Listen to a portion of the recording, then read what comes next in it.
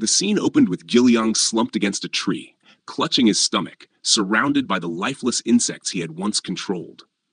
Dokja, observing the scene, thought grimly that he had hoped to avoid fighting the Warden of the Dark entirely. The monster suddenly shouted, "Atur!" Sangha, startled, muttered, "Mother?" Dokja's eyes widened in shock as he shouted at her, demanding to know why she hadn't retreated as he had instructed. Sangha hesitated, explaining that the monster had uttered the word mother, and she began trying to pronounce the demonic words. Kardu? Emirin? Maybe? Akedu? The Warden of the Dark screamed again, louder this time. Kalidu! Kalidu! Dokja watched in disbelief as Sangha tilted her head and softly asked if she had pronounced it correctly. A system window appeared. Character Sangayu has activated the skill, Interpretation Level 3. Curious, Dokja turned to her and asked what the creature was saying.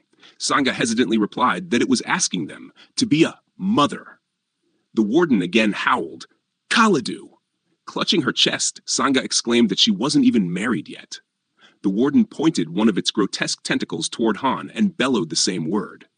Han recoiled in shock, demanding to know why he had to be the mother. Shouldn't I be the father? Without warning, a tentacle shot toward Han and entered his mouth.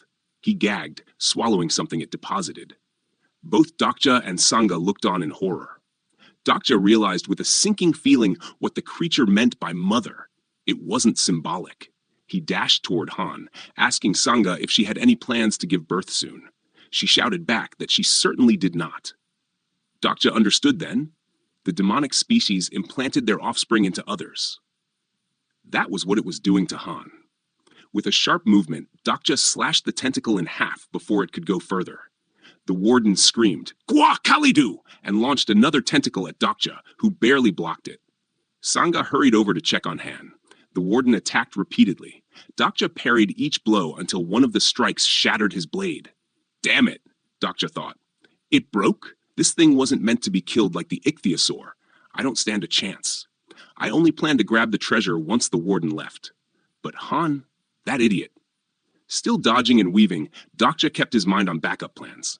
I always have a plan B. He shouted to the air. Dokebi, I know you're watching. A voice responded. What? The Dokebi materialized and asked how Dokja knew he was there. Dokja faced him and demanded an item he should have received.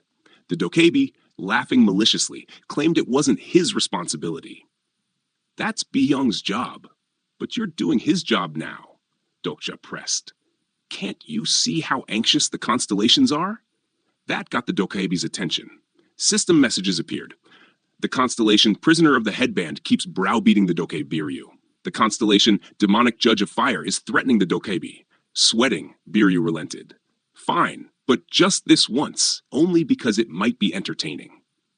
Another message followed. An item has arrived from the auction house. Dokja recalled the time in the serpent's stomach when he had held its core and spoken to Byung, instructing him to sell it through the Dokebi auction house. Byung had been shocked, asking how Dokja knew such things. I'll only trade it for broken faith, Dokja had said. Back in the present, a window popped up. Obtained the item, broken faith. You are exempt from paying commission due to your contract. Dokja unsheathed the broken sword. At that moment, the Warden paused and spoke one word, K. Holding the sword with both hands, Dokja took a fighting stance. Biryu laughed, asking how Dokja expected to fight with something so broken. You can't even use it without a specific skill. A system window appeared. Item broken faith grade. Dokja already knew this. He wouldn't have bought the item if he didn't. Biryu laughed beside him, but then both he and the Warden were stunned as blue light erupted from the sword.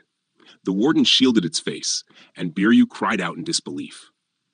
Dokja reflected that he had purchased a skill from Bihyong after defeating the ichthyosaur. In a flashback, Dokja had requested the search terms Archdemon's Eyeball and White Star Weapon Aura, prompting Bihyong to panic. In the present, more windows appeared. Personal skill, White Star Weapon Aura, activated. Broken Faith reacts to your magic power. Blade of Faith has been activated. The Warden attacked. Dokja cut off several tentacles with one swing. The creature howled. Though panting and wavering, Dokja reassured himself that now he had a chance. Blade of Faith was the most effective weapon against the demonic species.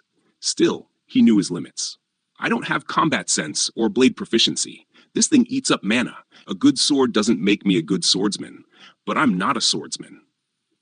I'm a reader. His eyes glowed. The effect of your attribute is improving your memory of pages you've already read.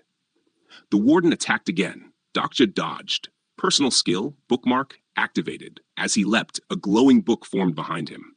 Activating bookmark number 2. Activation time shortened due to low skill level.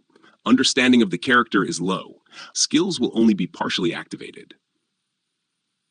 Activating weapon proficiency level 1. A green aura resembling Hyung enveloped Dokja. He charged at the warden and slashed it.